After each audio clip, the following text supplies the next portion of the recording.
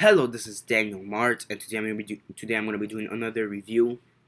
This time around, I'm gonna be doing a review for the Water Diviner, um, and this is the directorial debut for Russell Crowe. He also stars in the movie, as well as Olga Kurylenko, Yilmaz Erdogan, Kem Yilmaz, wow, Jay Courtney, Dylan Georgios, Steve Bastoni, Isabel Lucas, James Frasner, and Ben O'Toole.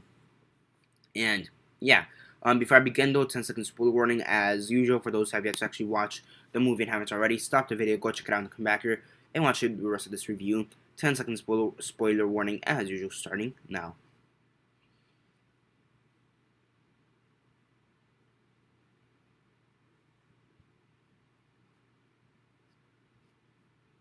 Okay, so 10 seconds are up. So for those who have yet to actually watch the movie and haven't already, please don't comment down below or be messaging me that I never gave you fair warning, because as usual, I did.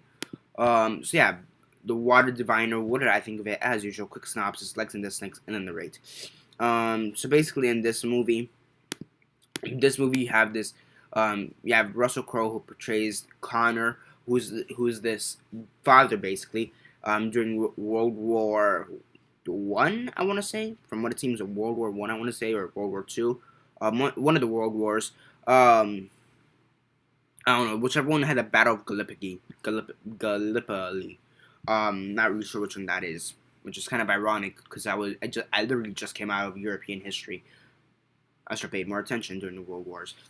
But whatever. So yeah, basically you have this Australian man, Connor, portrayed by Russell Crowe, and basically he's trying to find his three sons who have gone missing during the war. They haven't told him whether they're dead or not. He just got this letter or message saying that they have gone missing. Once he gets there, they find out that two of his sons have been killed, but the third one did go missing. That two of his sons got killed, but the third one did go missing. And not just this character Connor, who's trying to find his third son and trying to find some answers to what happened to his children.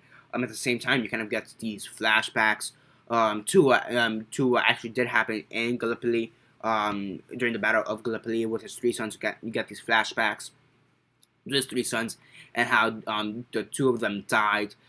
And it's actually a pretty good movie. I really didn't know what to expect. I really didn't read any of the descriptions for this. I didn't really read any of the trailers for this, or I didn't see any of the trailers. Sorry, for this movie. I came to this movie completely blind. All I knew was after the movie came out, the only thing I knew was that it's his directorial debut. Um, that it's Russell Crowe's directorial debut. Aside from that, I really didn't know anything. If I had to, I mean, really, if I had to go off the title, I thought it was gonna be some kind of post-apocalyptic thing that he has to survive out in the desert. And yeah, the title, I don't really think that makes much sense. The Water Diviner. Maybe it's just me, but I really didn't find the title had much to do with the actual story. Um, I'm not gonna really take points off because I, I really don't take points off for stuff like that. But really, in my opinion, the title had really nothing to do with the story. So yeah. Now, it's actually a pretty solid film. It's actually a pretty good film. It is well acted and well written, in my opinion. Um, and my major problem with the film is that for the first half of the movie, I don't really feel like it goes anywhere. Um, I don't really feel like it goes anywhere. Yes, you do have this guy who traveled to Turkey or Ukraine or whatever, um, and see if he's trying to find his sons and whatnot. But for like the first half hour, I don't really feel like the movie goes anywhere. He kind of just stays in this town, this small village. He's kind of talking to uh, one of the women who live in that town. Kind of flirting with her, and you kind of sense he has this relationship going on, or he may have this relationship going on, and with this lady, and yeah, and that's really that takes and that more or less takes a bulk of the first half of the movie. Uh, wasn't until the second half that I really do want to say it really picked up. Now, for the first half of the movie, I still thought it was pretty well acted and really well written, and it is actually pretty well shot as well. There are some pretty good shots, but during the first half of the movie, I really didn't feel like it went anywhere. Now, when the second half of the movie picked up, that's where I kind of felt like the plot kind of picked up, and that's where I started enjoying the film more. And for the most part, the second part did compensate for the first part, but I will have to take points off for the first part because it was just kind of slow and it really didn't go anywhere. Now, the second part. The second part did have some pretty decent, pretty cool action scenes.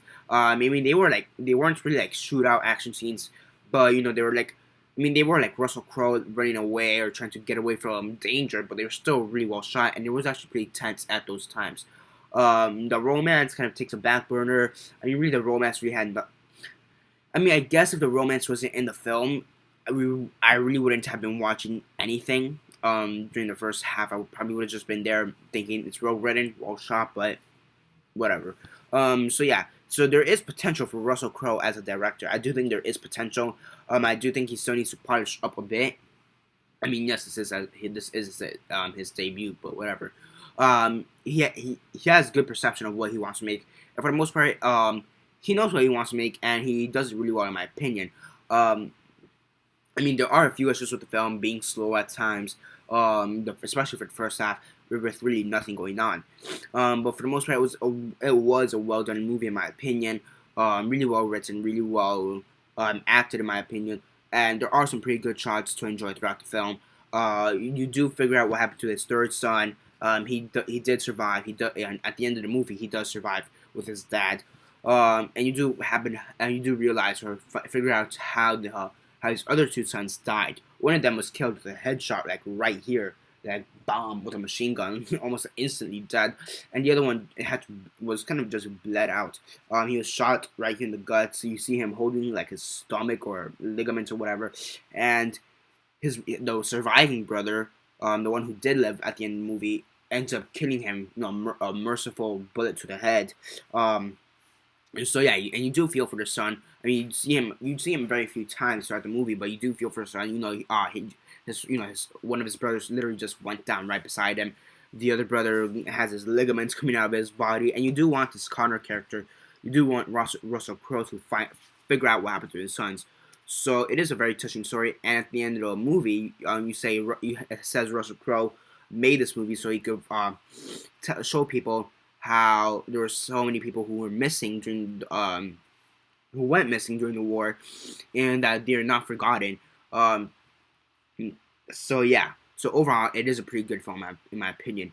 On a scale of 1 to 10, 1 being the worst, 10 being the best, 10 being the best, and 6 being decent, I'd say it's a 7 out of 10. It's a pretty good film. I mean, my major issue is the first half of the movie. It just kind of didn't really go anywhere. And yeah, that's basically it for now. Subscribe if you're not already subscribed. I do movie reviews, TV show reviews, and comic book reviews. Comment down below on your thoughts on the film. Have you seen it? And if not, why not? And if you have, what are your thoughts on it? And what are your thoughts on Russell Crowe's potential for being a director? I think he has potential. But he still needs experience. He still needs to polish up. Aside from that, like the video shot on Facebook, Twitter, MySpace, or whatever you guys prefer. And that's basically it for now. This is Daniel Mart signing off.